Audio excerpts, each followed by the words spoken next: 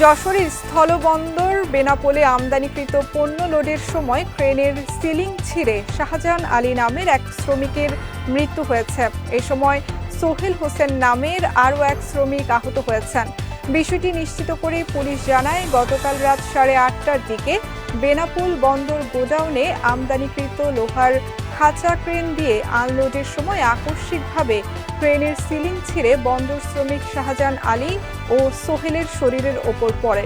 এ সময় দ্রুত ফায়ার সার্ভিসের কর্মীরা ঘটনাস্থলে এসে আহতদের উদ্ধার করে হাসপাতালে পাঠায়। পরে চিকিৎসক শাহজাহান আলীকে মৃত ঘোষণা করেন। এদিকে আহত সোহেলের অবস্থাও গুরুতর বলে জানিয়েছেন চিকিৎসক।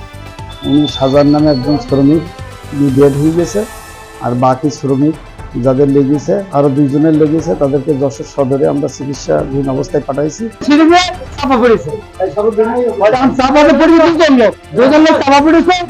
আমাদের কোনো হসপিটাল থাকতো, আমাদের এত কেউ আসা লাগতো না, প্লাস আমাদের কেউ নাই।